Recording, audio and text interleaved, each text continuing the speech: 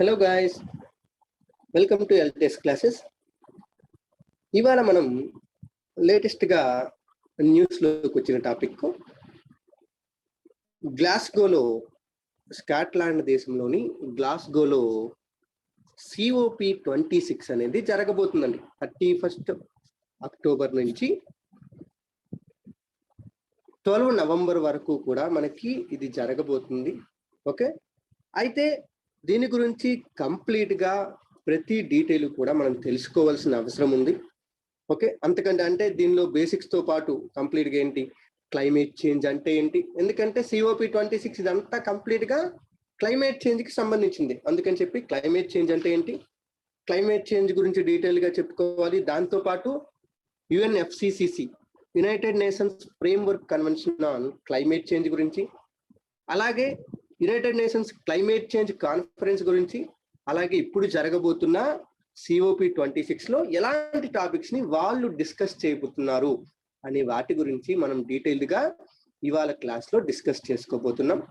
అంతకంటే ముందు మీకు ఒక చిన్న అనౌన్స్మెంట్ ఏంటి అంటే, LTX క్లాసెస్ UPSC ఇన్ఫినిటీ కోర్స్ని ఎప్పటి నుంచో రన్ చేస్తుంది.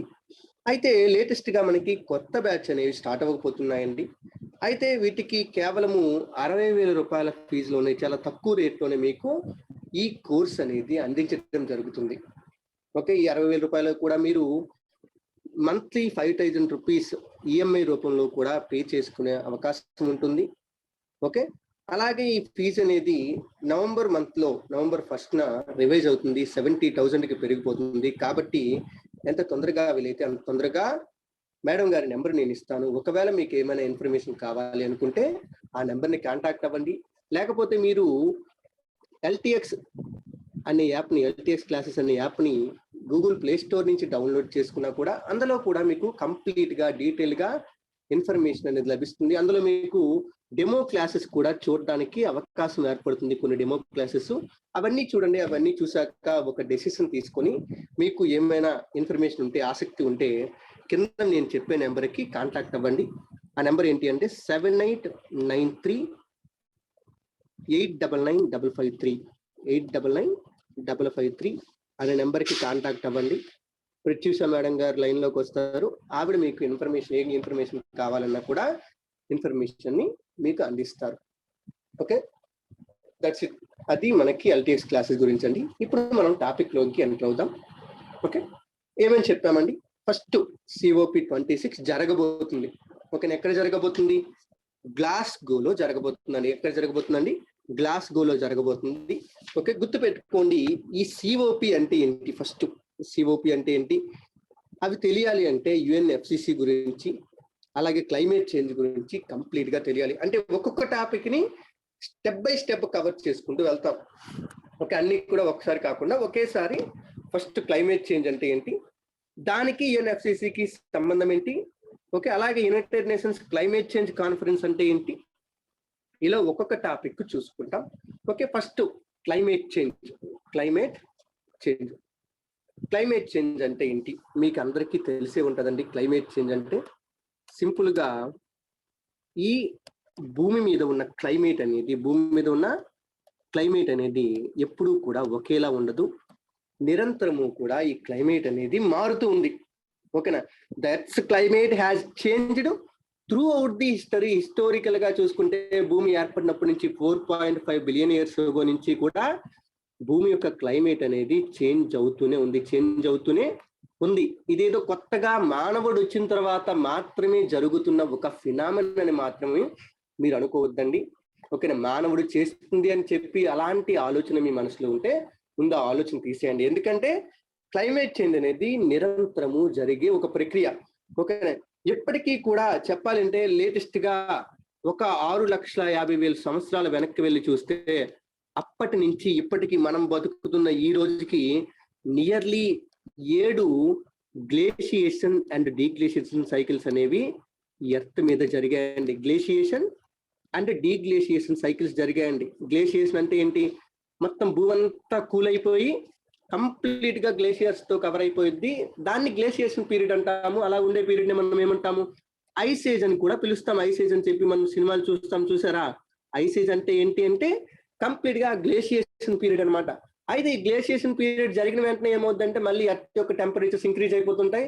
ఎర్త్ యొక్క టెంపరేచర్స్ ఇంక్రీజ్ అయిపోవడం వల్ల ఆ గ్లేషియర్స్ అన్ని కూడా మెల్ట్ అయిపోయి డీగ్లేషియేషన్ ప్రాసెస్ జరుగుతుంది. ఆ విధంగా సీ లెవెల్ అనేది ఇంక్రీజ్ అవుతుంది. సీ లెవెల్ ఇంక్రీజ్ అయ్యి ఈ సముద్రాలు ఏర్పడము, భూమి అనేది నివసించడానికి అనుకూలంగా ఏర్పడడం అనేది జరుగుతుందండి.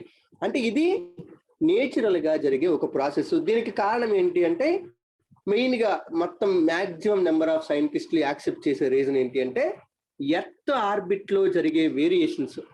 ఎర్త్ అనేది సూర్యుని చుట్టూ తిరుగుతుంది కదా, ఈ సూర్యుని చుట్టూ తిరిగేటప్పుడు ఎర్త్ ఆర్బిట్ లో వచ్చే వేరియేషన్స్ వల్లనే మనకి ఈ చేంజ్ అనేది ఇలా భూమి యొక్క టెంపరేచర్ చేంజ్ అవ్వడం అనేది జరుగుతుంది. ఎందుకంటే ఎర్త్ ఆర్బిట్ చేంజ్ అవ్వడం వల్ల ఆ ఎఫెక్ట్ దేని మీద పడుతుంది అంటే ఎర్త్ మీదకి వచ్చే సోలార్ ఎనర్జీ మీద పడుతుంది. ఎందుకంటే భూమి మీదకి సోలార్ ఎనర్జీ రావడం వల్లే భూమి మీద టెంపరేచర్ ఉంటుంది. ఓకేనా? అయితే ఈ ఆర్బిట్ అనేది చేంజ్ అవుతూ ఉండడం వల్ల చిన్న చిన్న వేరియేషన్, చేంజ్ అంటే ఏదో పెద్దగా మారిపోతుంది అనుకోవద్దండి. ఓకే, దాని ఎసెంట్రిసిటీ, దాని టిల్ట్ ఇవన్నీ చేంజ్ అవ్వడం వల్ల ఏంటి అంటే భూమి మీదకి వచ్చే సోలార్ ఎనర్జీ మారిపోతుంది. ఈ విధంగా అది క్లైమేట్ ని చేంజ్ చేస్తా ఉంది, క్లైమేట్ ని చేంజ్ చేస్తా ఉందండి. ఓకేనా? క్లైమేట్ చేంజ్ అంటే సింపుల్ గా చెప్పాలి అంటే లాంగ్ టర్మ్ లో భూమి మీద ఉన్న యావరేజ్ వెదర్ ప్యాటర్న్స్ అనేవి మారడాన్ని, యావరేజ్ వెదర్ ప్యాటర్న్స్ అనేవి చేంజ్ అవ్వడాన్ని మనం ఏమంటామంటే క్లైమేట్ చేంజ్ అని చెప్పి పిలుస్తామండి. ఓకే, కరెక్ట్ గా డెఫినేషన్ చెప్పాలంటే climate change is the long term changes in average weather patterns. Long term changes in average weather patterns of the earth. భూమి మీద ఉండే యావరేజ్ వెదర్ ప్యాటర్న్స్ అనేవి లాంగ్ టర్మ్ లో చేంజ్ అయితే దాన్నే మనం క్లైమేట్ చేంజ్ అని చెప్పి పిలుస్తాము. ఈ క్లైమేట్ చేంజ్ వల్ల లోకల్ గా కానీ, రీజనల్ లెవెల్లో కానీ, గ్లోబల్ లెవెల్లో కానీ క్లైమేట్ అనేది ఖచ్చితంగా ఎఫెక్ట్ అవుతుంది. అయితే చెప్పాము ఆల్రెడీ, ఇది నేచురల్ గా జరిగే ఒక ఫినామినా. కానీ ఇక్కడ మానవుడు ఏం చేశాడంటే ప్రెసెంట్ భూమి డీగ్లేషియేషన్ పీరియడ్ లో ఉందండి. ఇంకా మనకి కొన్ని గ్లేషియర్స్ మిగిలి ఉన్నాయి. ఓకే, ఆ గ్లేషియర్స్ అన్ని కూడా మెల్ట్ అవుతూ ఉన్నాయి. ఓకే, మెల్ట్ అవుతూ ఉంటే ఈ భూమి టెంపరేచర్ నార్మల్ గా అయితే కొంచెం స్లోగా రైజ్ అవుతూ ఉండాలి. కానీ హ్యూమన్ యాక్టివిటీస్ వలన, మానవుడు చేసే పనుల వల్ల ఏమైంది అంటే ఈ డీగ్లేషియేషన్ ప్రాసెస్ అనేది కొంత తొందరగా జరుగుతుందంటే యాక్సిలరేట్ అయిందనమాట. The human activities has accelerated the deglaciation process. Deglaciation process ని మానవుడు చేసే పనులు కొంచెం యాక్సిలరేట్ చేశాయి అంతే. కానీ ఇది నేచురల్ గా జరిగే ఒక ఫినామినన్.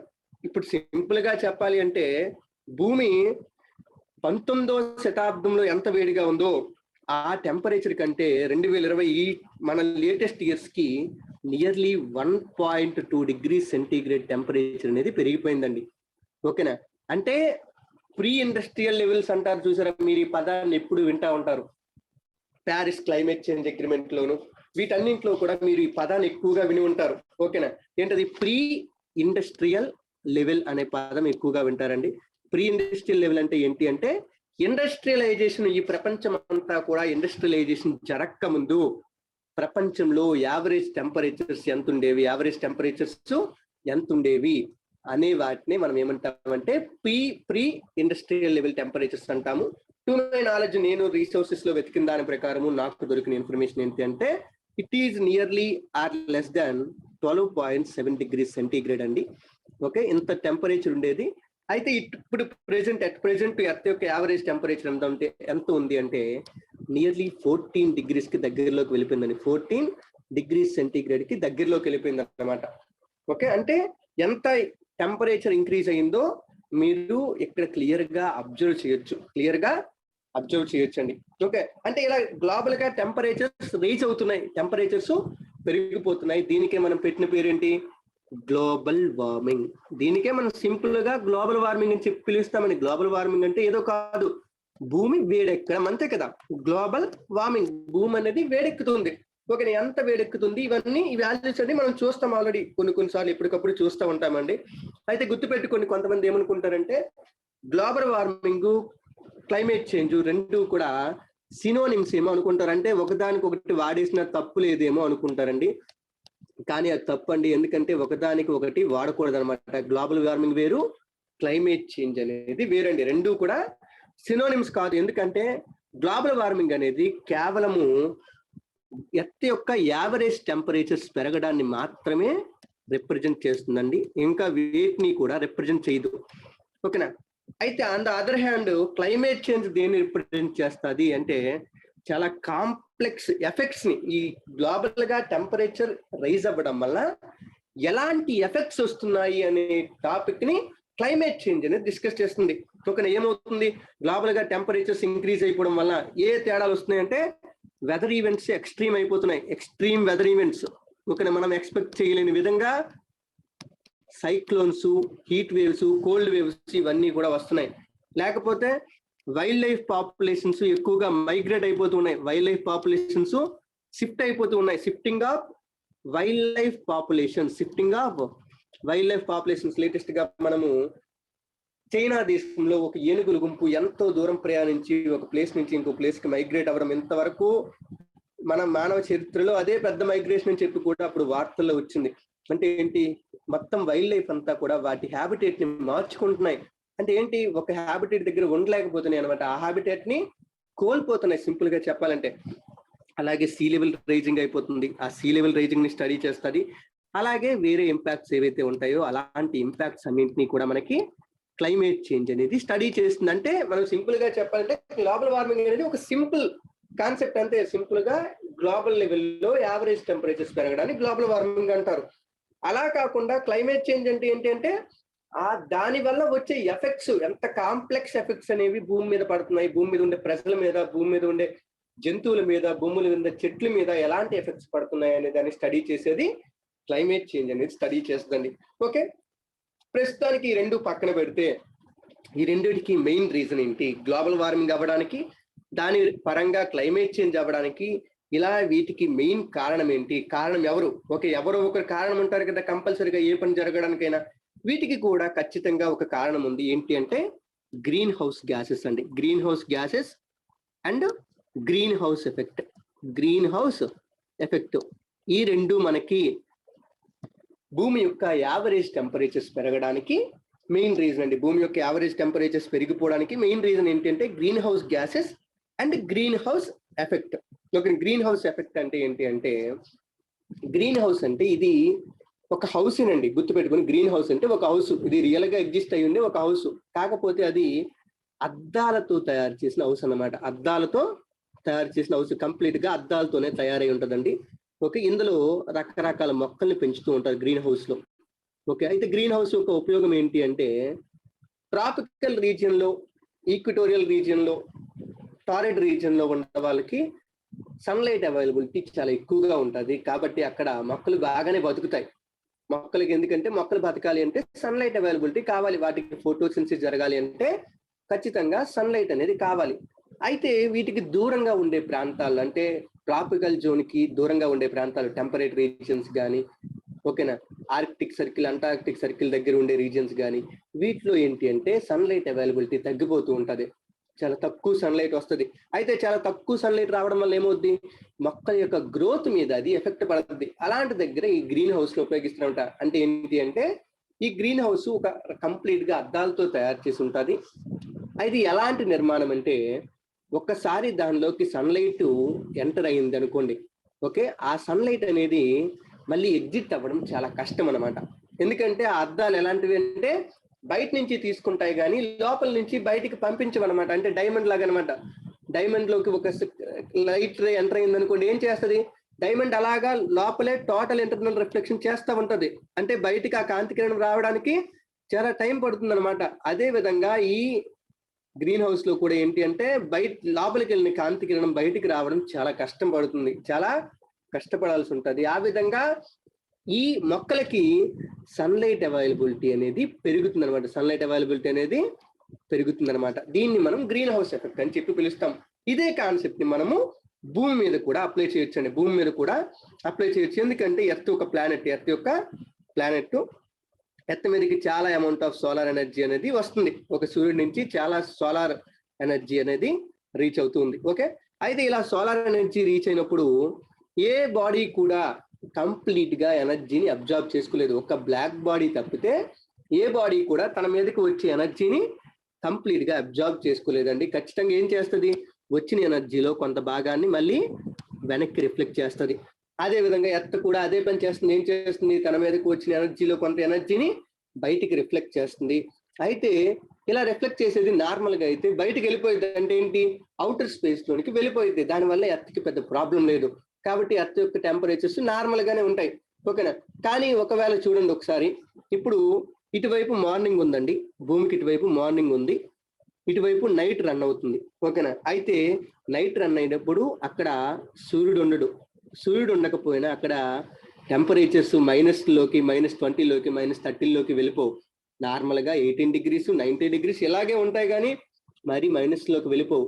అంటే ఇలా వెళ్ళిపోకుండా మనకు కాపాడేది ఏంటి అంటే ఖచ్చితంగా గ్రీన్ హౌస్ ఎఫెక్టే. గ్రీన్ హౌస్ ఎఫెక్ట్ మానవుడికి అవసరం అన్నమాట.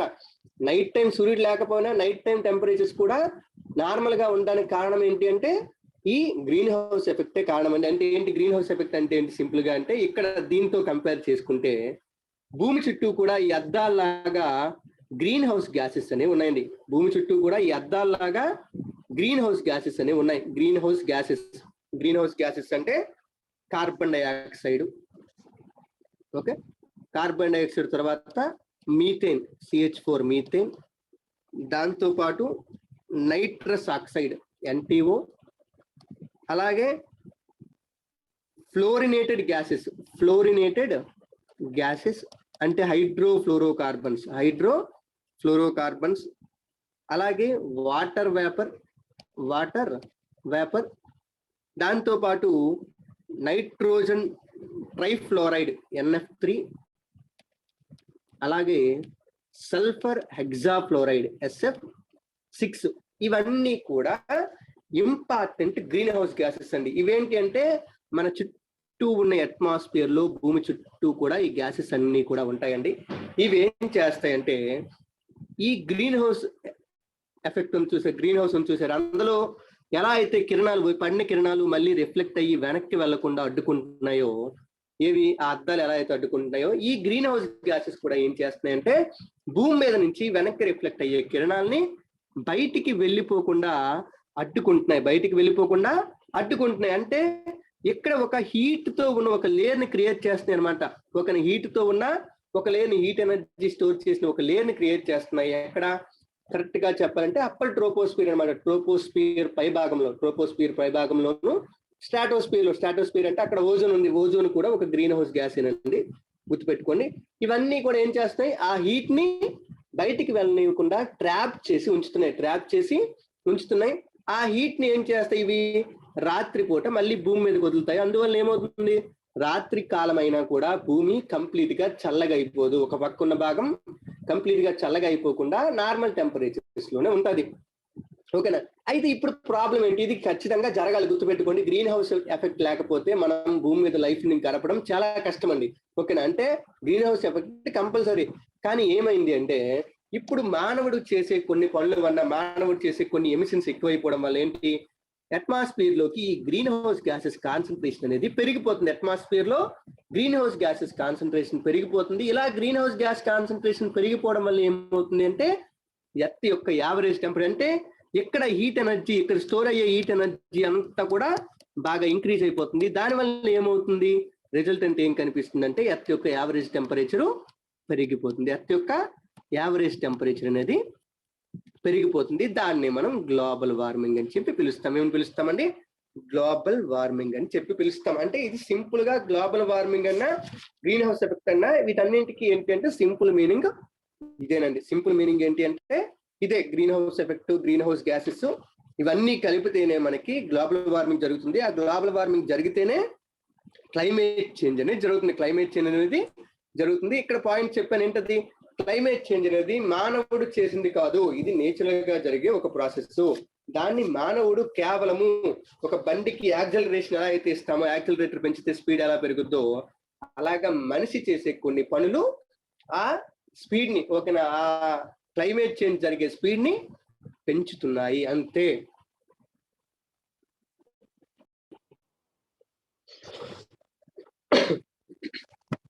ఇది మనకి క్లైమేట్ చేంజ్ గురించి ఒక డీటెయిల్ అండి.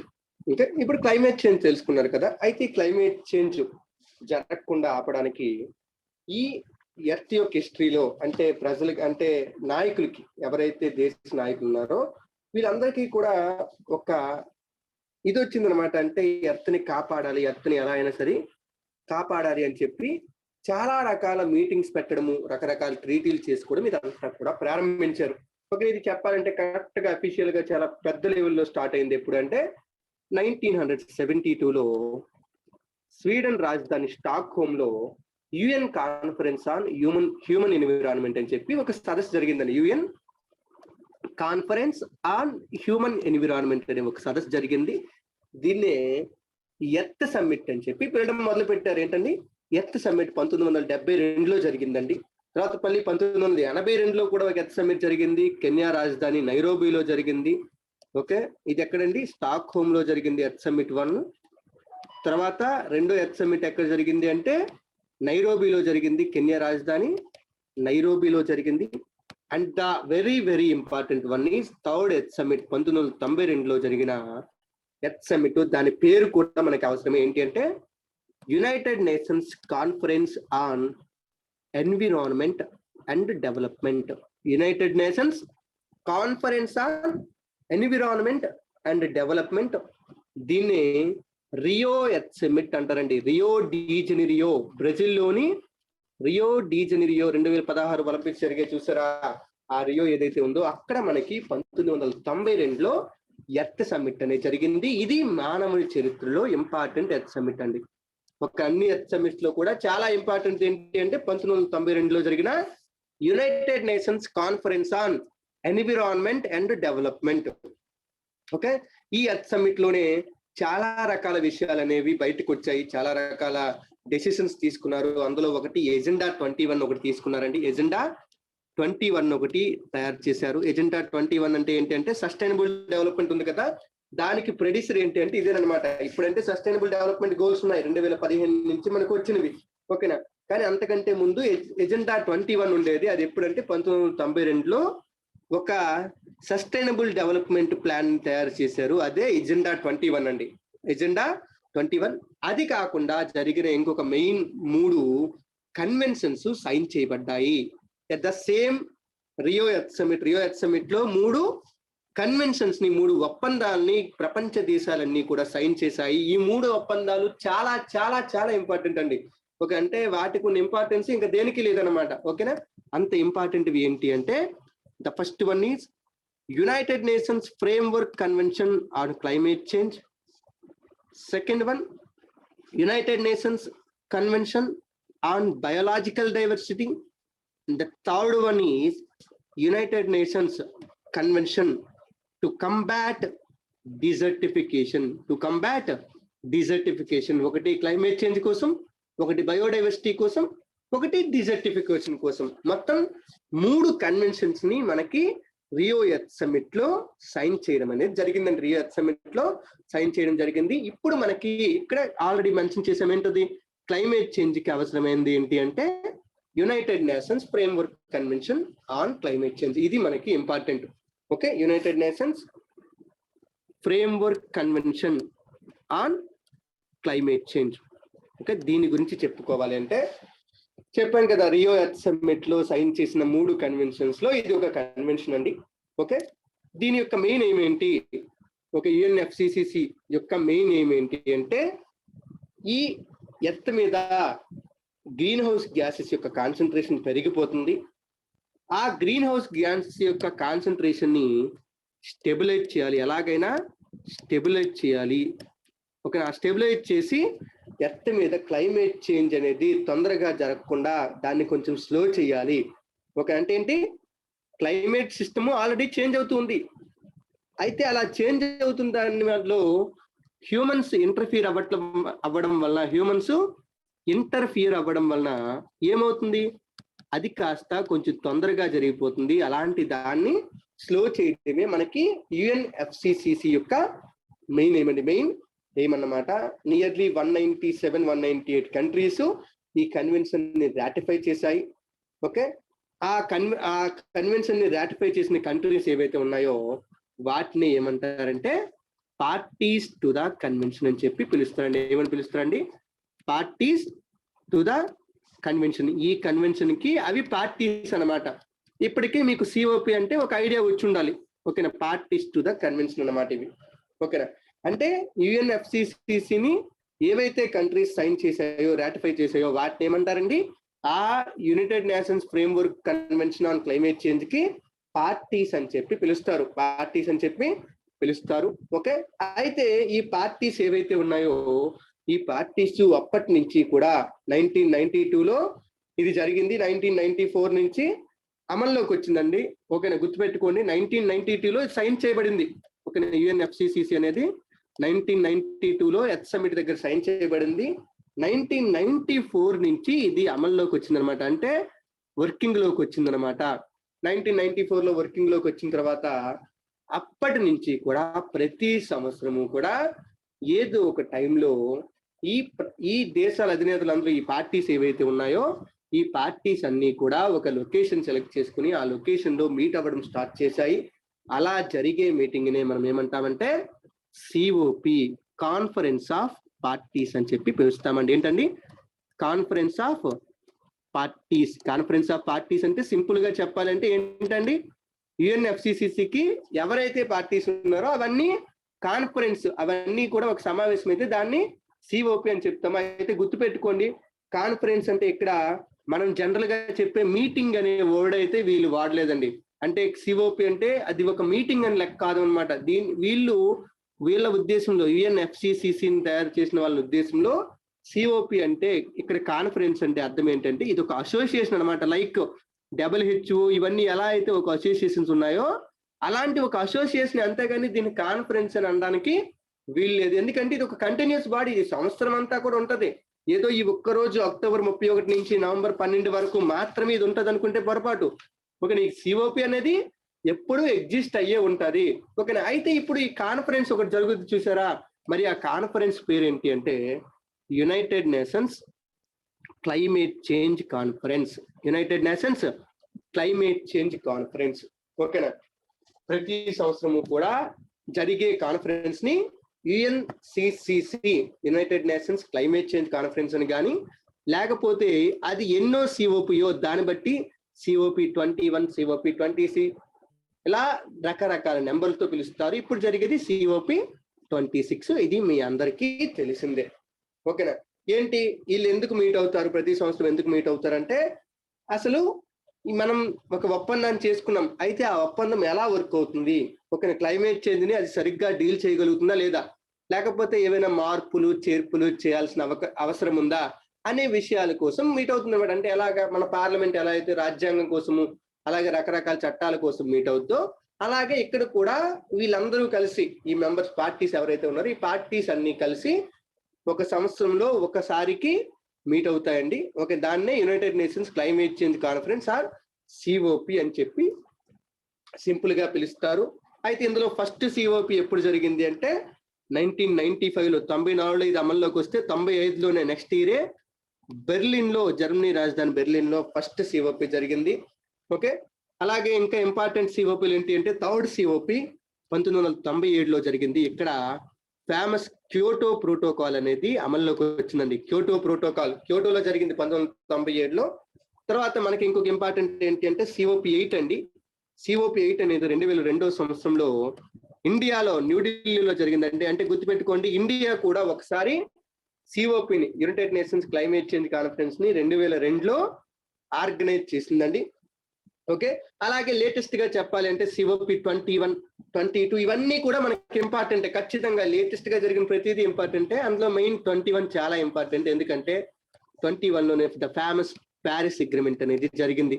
ఓకేనా? 21లోనే ఫేమస్ ప్యారిస్ అగ్రిమెంట్ అనేది జరిగింది. 21 ఎప్పుడు జరిగింది? 2015లో జరిగింది. 2015లో మనకి ఈ ప్యారిస్ లో సిఓపి 21 జరిగింది. దాన్నే మనం ప్యారిస్ క్లైమేట్ చేంజ్ అగ్రిమెంట్ అంటాం. తర్వాత 22 ఏమో మొరాకోలో, మారాకేష్ లో జరిగింది. ఓకే, వరుస పెట్టి ఇయర్స్ ఇంకా 2016. తర్వాత 23 ఏమో జర్మనీలోని బాన్ లో జరిగింది. 24 ఏమో పోలాండ్ లోని కెటవాయిస్ లో జరిగింది. కెటవాయిస్. అలాగే 25 లాస్ట్ వన్ ఎప్పుడు జరిగింది అంటే 2019లో స్పెయిన్ రాజధాని మాడ్రిడ్ లో జరిగిందండి. స్పెయిన్ రాజధాని మాడ్రిడ్ లో జరిగింది. అయితే ఇక్కడ దీనికి కూడా పెద్ద స్టోరీ ఉంది. ఏంటి అంటే ఇది యాక్చువల్ గా ఫస్ట్ బ్రెజిల్లో జరగాల్సింది. COP25 అనేది బ్రెజిల్లో జరగాల్సిందండి ఫస్ట్. అయితే బ్రెజిల్లో జరగాల్సింది కాస్త ఎప్పుడు 2019లో బ్రెజిల్లో కొత్తగా ఎలక్షన్ జరిగాయి. కొత్తగా జైర్ బోల్సోనారో అనే ఆయన ప్రెసిడెంట్ గా ఎలక్ట్ అయ్యారు. బ్రెజిల్లో అప్పటికే దీనికోసం చాలా ప్రొటెస్టులు జరుగుతున్నాయి, ఈ COPని కండక్ట్ చేయొద్దని చెప్పి. అందుకని ఏం చేశారంటే ఈయన 2019లో బ్రెజిల్లో ఈ COPని క్యాన్సిల్ చేసేసారు. అది కాస్త ఎవరికి వెళ్ళింది? చిలీ దేశానికి వెళ్ళింది. సౌత్ అమెరికాలోనే చిలీ దేశానికి వెళ్ళింది. ఓకేనా? అయితే చిలీ కూడా కండక్ట్ చేయాల్సింది. చిలీలో కూడా ప్రొటెస్టులు జరగడం వల్ల చిలీలో కూడా ఈ కాన్ఫరెన్స్ జరగలేదండి. లాస్ట్ కి అది ఎక్కడికి వెళ్ళిందంటే స్పెయిన్ దేశంలో. స్పెయిన్ ఒప్పుకుందనమాట, మేము కండక్ట్ చేస్తాము. కానీ అధ్యక్షులు ఎవరు అంటే చిలీ దేశం అధ్యక్షతన స్పెయిన్ దేశంలో COP25 2019లో జరిగింది. 2019లో జరిగింది. అదే లేటెస్ట్ ఇంతకు ముందు జరిగిన COP అదేనండి, COP25. COP26 యాక్చువల్ గా చెప్పాలి ఇప్పుడు జరుగుతున్న COP26 చూసారా? ఈ COP26 అనేది 2020లో ప్లాన్ చేసిందండి. ఓకే, 2020లో సేమ్ లొకేషన్ లో గ్లాస్గోలోనే ప్లాన్ చేశారు. అయితే ఈ కరోనా వైరస్ పాండమిక్ COVID-19 ఏదైతే ఉందో, ఈ COVID-19 వల్ల మనకి ఆ సదస్సు అనేది జరగలేదన్నమాట. పోస్ట్ పోన్ అయింది. అలా పోస్ట్ పోన్ అయ్యి లాస్ట్ కి 1 year పోస్ట్ పోన్ అయ్యి COP26 2020లో జరగాల్సింది కాస్త 2021లోకి వచ్చేసింది. 2021లోనికి వచ్చేసిందండి. అంటే ఇప్పుడు ప్రెసెంట్ జరుగుతుంది COP26. దీన్ని government of UK, United Kingdom government and Italy government కలిసి పార్ట్నర్షిప్ లో దీన్ని హోస్ట్ చేస్తున్నాయండి.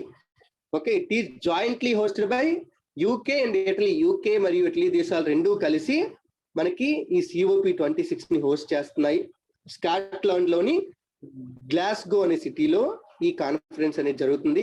ఓకే, అలాగే దీనికి ప్రెసిడెంట్ ఎవరు అంటే అలోక్ శర్మ అనే ఆయన. ఈయన ప్రెసిడెంట్, దీనికి ప్రెసిడెంట్ అండి COP26 కి అలోక్ శర్మ. ఈయన ఒక బ్రిటిష్ మినిస్టర్ అన్నమాట.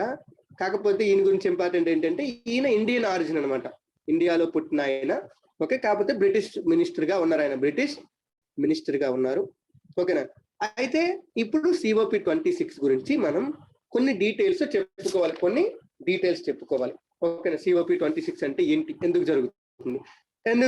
సింపుల్ గా చెప్పాలంటే COP26 ప్రతి సంవత్సరం జరిగే సదస్సు లాగానే జరుగుతుంది. దానికంటూ పెద్ద సెపరేట్ గా ఇంపార్టెన్స్ అంటూ లేదు. కానీ ఒక ఇంపార్టెన్స్ ఉంది. ఏంటా ఇంపార్టెన్స్ అంటే ప్యారిస్ అగ్రిమెంట్ జరిగి ఇప్పటికి 5 years అయిందండి. ప్యారిస్ అగ్రిమెంట్ జరిగి 5 years అయింది.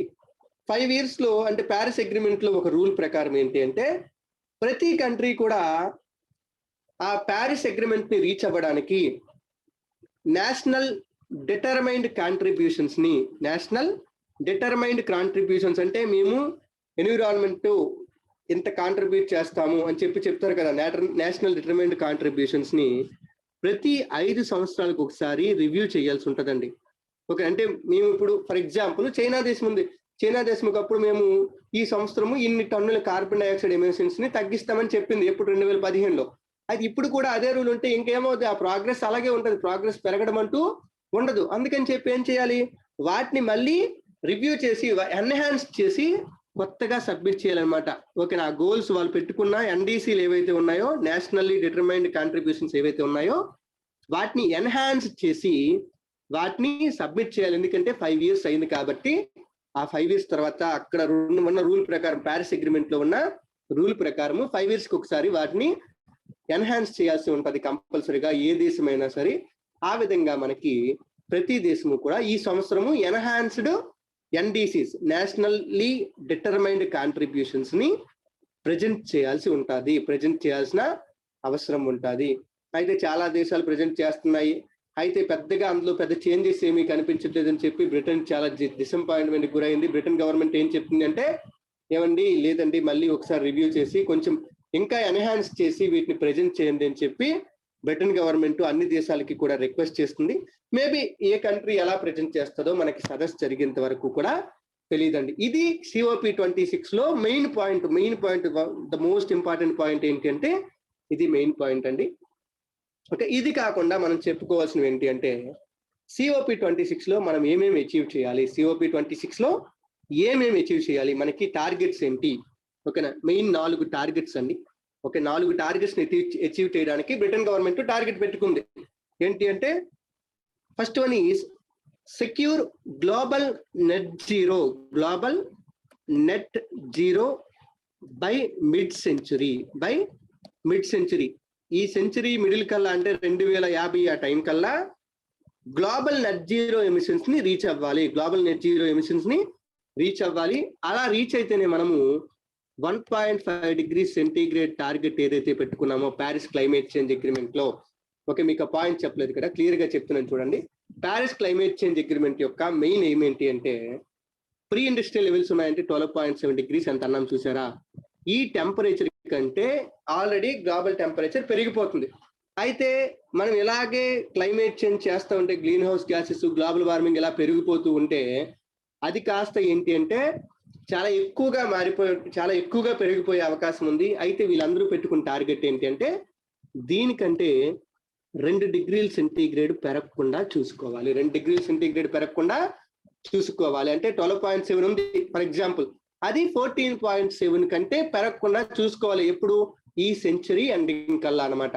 ఒకవేళ ఇంకా వీలైంది అనుకోండి 2 డిగ్రీస్ కూడా కాదు, 1.5 డిగ్రీస్ అంటే 12.7 ప్లస్ 1.5 అంటే ఎంత, నియర్లీ 14.2 డిగ్రీస్ దగ్గర ఆపినా కూడా బెస్టే అనేది ఈ ప్యారిస్ అగ్రిమెంట్ యొక్క మెయిన్ ఎయిమ్ అండి. ప్యారిస్ అగ్రిమెంట్ యొక్క మెయిన్ ఎయిమ్ అంటే ఏం చేయాలండి? అయితే ప్రీ ఇండస్ట్రియల్ లెవెల్ కంటే 2 డిగ్రీస్ కంటే ఎక్కువ పెరగకుండా చూసుకోవాలి. ఒకవేళ ఇంకా వీలైతే 1.5 డిగ్రీస్ కంటే కూడా పెరగకుండా ఉండడానికి గవర్నమెంట్స్ అన్ని కూడా ట్రై చేయాలి అని చెప్పి మనకి ఈ ప్యారిస్ అగ్రిమెంట్ అనేది చెప్తుందండి. ఓకేనా, అలా ఈ టార్గెట్ నే మళ్ళీ ఇది రీఇటరేట్ చేస్తుంది. ఎవరు? గ్లాస్గోలో జరగబోయే COP26. ఓకేనా, గ్రీన్ హౌస్ ఏంటది గ్లోబల్ నెట్ జీరోని మిడ్ సెంచరీ కల్లా అచీవ్ చేయాలి. ఓకేనా అని చెప్పి ఒకటి టార్గెట్. సెకండ్ వన్ ఏంటి అంటే adapt to protect communities and natural habitats. ఓకేనా, కమ్యూనిటీస్ ని అలాగే నేచురల్ హ్యాబిటేట్స్ ని ప్రొటెక్ట్ చేయడానికి అలవాటు చేసుకోవాలి, వాటికి అడాప్ట్ అవ్వాలని కూడా మనకి రెండో గోల్ చెప్తుంది. అలాగే మూడో గోల్ ఏంటి అంటే మొబిలైజ్ ఫైనాన్స్.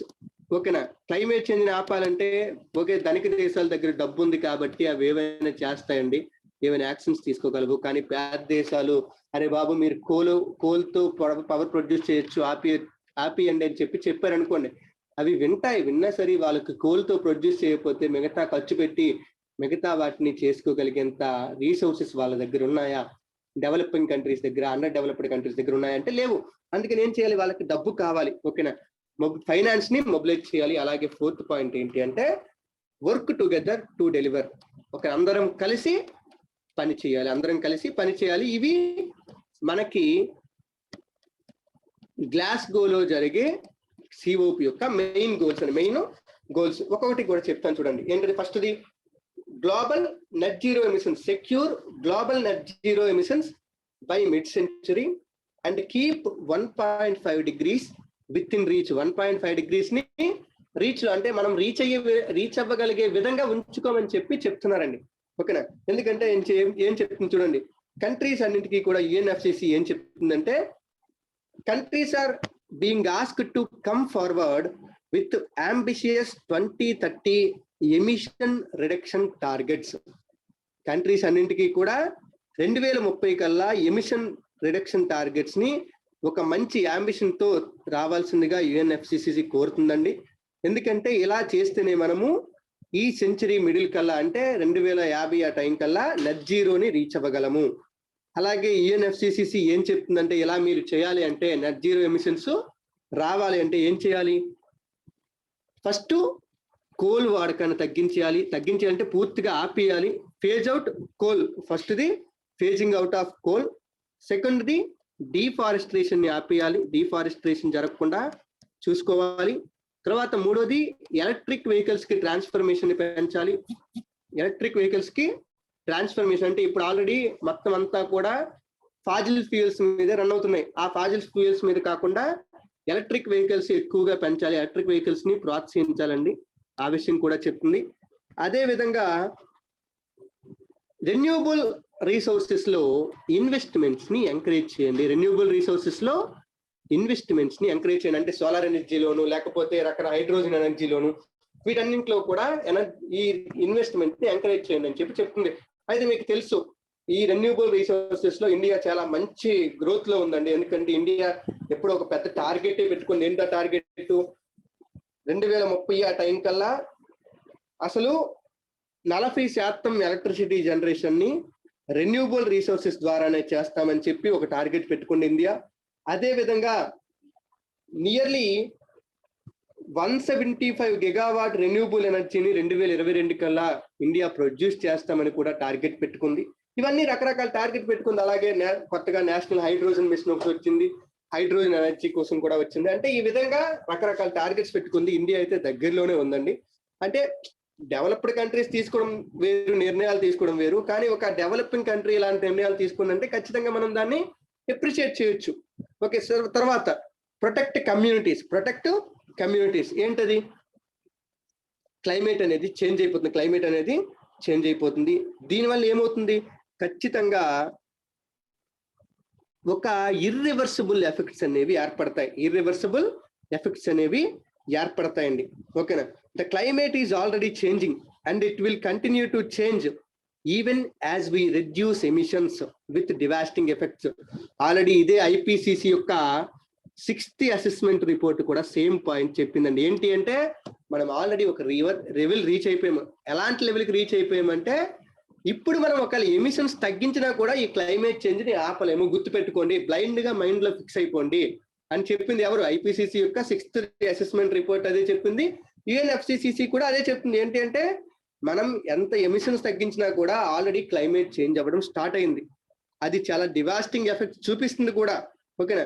అయితే ఏంటి, ఇది ఇంకా కొంచెం స్లో చేయడానికి మాత్రమే మనం తోడ్పాటు పడగలము, అంతేగాని దాన్ని పూర్తిగా మనం ఆపలేము. ఓకేనా?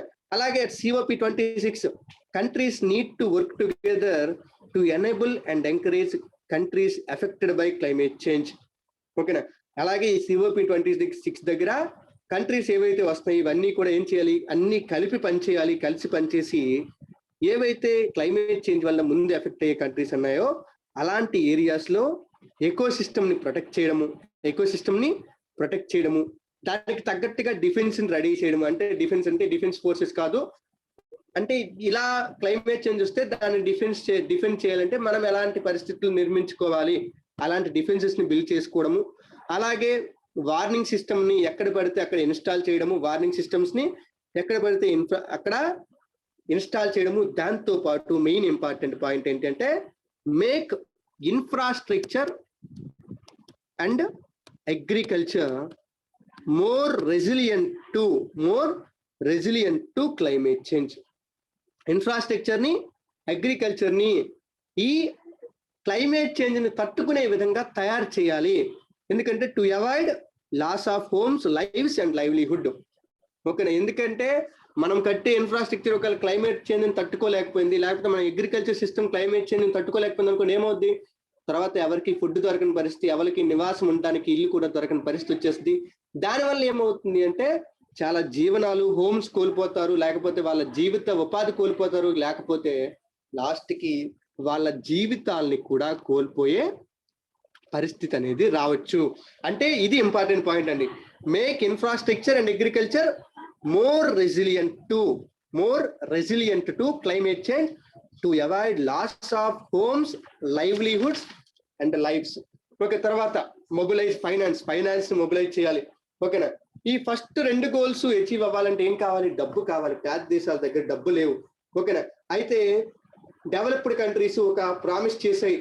ఎప్పుడు ప్యారిస్ క్లైమేట్ చేంజ్ అగ్రిమెంట్ ఆ టైంలో ఒక ప్రామిస్ చేసాయి. ఏంటి ఆ ప్రామిస్ అంటే మొత్తం ప్రతి సంవత్సరము కూడా నియర్లీ $100 బిలియన్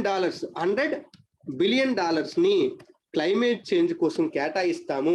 ఒక క్లైమేట్ చేంజ్ కోసం కేటాయిస్తామని చెప్పి డెవలప్డ్ కంట్రీస్ చెప్పాయి. అయితే అవి ఇంతవరకు రీచ్ అవ్వలేదు. దాన్ని రీచ్ అవ్వాలి అంటే ఆ గోల్ ఏదైతే ఉందో వాళ్ళు పెట్టుకున్న గోల్ దాన్ని రియలైజ్ అవ్వాల్సిన అవసరం ఉంది. ఓకేనా. అలాగే ఈ ఫైనాన్స్ ని అందించడంలో ఇంటర్నేషనల్ ఫైనాన్షియల్ ఇన్స్టిట్యూషన్స్ అంటే IMF కానీ వరల్డ్ బ్యాంక్ కానీ ఇవన్నీ కూడా ఒక ఇంపార్టెంట్ రోల్ ప్లే చేయాలి. ఆ విధంగా మనము గ్లోబల్ నెట్ జీరో ఎమిషన్స్ ని రీచ్ అవ్వడానికి అవకాశం ఉంటుంది. ఎందుకంటే డబ్బులు లేకపోతేనే కదా ఇప్పుడు కోల్ చీప్ గా వస్తుంది, కోల్ ఈజీగా దొరుకుతుందనే కదా డెవలపింగ్ కంట్రీస్ అన్ని కూడా అటువైపు వెళ్తున్నాయి. లేకపోతే వాళ్ళకి న్యూక్లియర్ ఎనర్జీ లేకపోతే సోలార్ ఎనర్జీ పెట్టుకోవడానికి ఏమైనా కష్టం అండి? కష్టం ఎందుకు అంటే వాళ్ళ దగ్గర డబ్బులు లేవు, సరిపడే డబ్బులు లేవు, టెక్నాలజీ లేదు. అలాంటి వాటిని మొబిలైజ్ చేయాలి, ఫైనాన్స్ ని మొబిలైజ్ చేయాలని చెప్పి కూడా మనకి ఈ పాయింట్ అంటే COP26 చెప్తుంది. అలాగే last work together to deliver. ఓకేనా. ఏంటది? We can only rise to the challenges of climate change by working together. ఈ క్లైమేట్ చేంజ్ యొక్క ఛాలెంజెస్ ని మనం అడ్డుకోవాలి అంటే మనం అందరం ఖచ్చితంగా కలిసి పని చేయాలి. అలాగే దీనికోసం ఏంటంటే we must finalize Paris rule book ని ఫైనలైజ్ చేయాలి. ప్యారిస్ లో ఒక కన్వెన్షన్ జరిగిందండి. కన్వెన్షన్ తప్పితే అక్కడ పెద్ద ప్రోటోకాల్స్ ఏమీ జరగలేదు. అంటే బైండింగ్ రూల్స్ ఏవి కూడా పెద్దగా అమల్లోకి రాలేదు. ఓకేనా. అందుకని చెప్పి ఏం చేయాలి, అక్కడ ప్యారిస్ రూల్ బుక్ ని ఖచ్చితంగా ఫైనలైజ్ చేయాలి. ప్యారిస్ రూల్ బుక్ ని ఫైనలైజ్ చేస్తే ఏమవుద్ది, ఈ ప్యారిస్ అగ్రిమెంట్ ని ఇంప్లిమెంట్ చేయడానికి అవసరమైన రూల్స్ అన్ని కూడా మనకి అందుబాటులోకి వస్తాయి.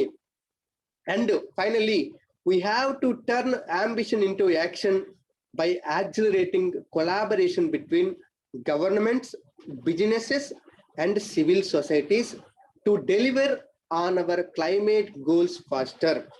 ఫైనల్ గా మనం చెప్పేది ఏంటి అంటే ఈ COP26 ఏం చెప్తుందంటే మన యాంబిషన్స్ ని యాక్షన్ రూపంలోకి మార్చాలంటే మన దగ్గర కొన్ని యాంబిషన్స్ ఉన్నాయండి. ఆ యాంబిషన్స్ ని యాక్షన్స్ రూపంలోకి మార్చాలి అంటే అందరూ కలిసి పనిచేయాలి. గవర్నమెంట్స్ కొలాబరేట్ చేసుకోవాలి, అలాగే రకరకాల బిజినెస్లు, ఎందుకంటే ప్రైవేట్ ప్లేయర్స్ కూడా చాలా ఇంపార్టెంట్ రోల్ ప్లే చేస్తూ ఉంటారు. ప్రైవేట్ ప్లేయర్స్, బిజినెస్లు, అలాగే సివిల్ సొసైటీ కూడా అందులో పార్టిసిపేట్ చేయాలి. అలా పార్టిసిపేట్ చేస్తేనే మన యొక్క క్లైమేట్ గోల్స్ ని మనము ఈజీగా అచీవ్ అవ్వగలుగుతాము అని చెప్పి మనకి COP26 అనేది చెబుతుంది. COP26 అనేది చెబుతుంది. ఓకేనా. ఇండియా ఆల్రెడీ చాలా వరకు ఇందులో చాలా గోల్స్ ని చేస్తా ఉందండి. తనకి వీలైనంత వరకు ఇంటర్నేషనల్ సోలార్ అలయన్స్ పెట్టింది. దానిలో తనకి వీలున్నంత వరకు డబ్బుల్ని పేద దేశాలకు అందిస్తుంది, వాళ్ళకి టెక్నాలజీ సపోర్ట్ ఇస్తుంది. ఓకేనా. అలాగే సెక్టార్ బై సెక్టార్ ప్లాన్స్ ని ఆల్రెడీ ఇండియా అమలు చేస్తుంది. ఎలక్ట్రిసిటీలో, EV సెక్టార్ లో కానీ ఎలక్ట్రికల్ వెహికల్స్ కి కొత్త రకమైన పాలసీ తీసుకొచ్చింది. ఓకేనా. ఫేమ్ అనే ప్రాసెస్ ఒకటి తీసుకొచ్చింది ఎలక్ట్రిక్ వెహికల్స్ కోసం, ట్రాన్స్పోర్టేషన్ సెక్టార్ లోను. ఓకేనా. అలాగే అన్నింటి కోసం డీకార్బనేట్ చేయడానికి రకరకాలుగా ఇండియా అనేది ప్రయత్నిస్తుందండి. ఓకేనా. ఇది మనకి ఇండియా యొక్క, లేకపోతే UNFCCC COP26 యొక్క మెయిన్ గోల్స్ అండి. COP26 యొక్క మెయిన్ గోల్స్ అండి. ఓకేనా. ఇక్కడే నేను చాలా వరకు ఇందులో కవర్ చేశాను. ఓకే, మొత్తం ఇక్కడ చెప్పేస్తే బాగోదు కాబట్టి మీరు ఇంకా చూడాల్సింది ఏంటి అంటే COP26 తో పాటు క్లియర్ గా మీరు తెలుసుకోవాల్సింది ఏంటి అంటే క్యోటో ప్రోటోకాల్ ఒకటి. ఓకే, క్యోటో ప్రోటోకాల్ గురించి చదువుకోండి. చాలా సింపుల్ గా ఉంటుందండి క్యోటో ప్రోటోకాల్ అనేది. ఓకేనా. అంటే ఫస్ట్ టైం అంటే ఒక ఒప్పందం జరిగిందంటే ఒప్పందం జరిగినంత మాత్రం కాదు, వాళ్ళకంటూ ఒక రూల్స్ పెట్టాలి. అలాగే ఈ UNFCCCకి ఒక కన్వెన్షన్, ఇది ఒక ఒప్పందం, దీనికి రూల్స్ అన్ని తయారు చేసింది ఎక్కడంటే క్యోటో ప్రోటోకాల్ అండి. దీని యొక్క సక్సెసరే ప్యారిస్ అగ్రిమెంట్ అనమాట. ఇది 15 సంవత్సరాలు అయిపోయింది. 15 సంవత్సరాల తర్వాత మనకి ప్యారిస్ అగ్రిమెంట్ దీని యొక్క సక్సెసర్ గా పనిచేస్తుంది అనమాట. ఓకే, అందుకని క్యోటో ప్రోటోకాల్ లో ఎలాంటి టార్గెట్స్ పెట్టారు, ఆ టార్గెట్స్ ని రీచ్ అయ్యారా లేదా అనే విషయాలను మీరు చదువుకోండి. దాంతో పాటు ప్యారిస్ అగ్రిమెంట్ గురించి కూడా డీటెయిల్ గా చదువుకొని, నేను ఒక సింపుల్ గా మెయిన్ టార్గెట్ ఒకటే చెప్పాను, దానికి చాలా హిస్టరీ ఉంది. ప్యారిస్ అగ్రిమెంట్ గురించి కూడా మీరు కంప్లీట్ గా చదువుకోండి.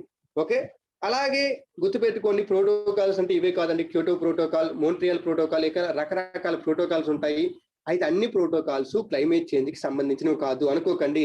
ఏంటంటే ప్రోటోకాల్ అనేది ఒక రూల్ బుక్ అనమాట. ఒక ఒప్పందానికి ఒక రూల్ బుక్, రకరకాల ఒప్పందాలు ఉంటాయి. ఫర్ ఎగ్జాంపుల్ వియన్నా కన్వెన్షన్ ఉంది. వియన్నా కన్వెన్షన్ కి ఒక ప్రోటోకాల్, దానికి రూల్ బుక్ ఏంటంటే మోంట్రియల్ ప్రోటోకాల్ అనమాట. ఓకేనా.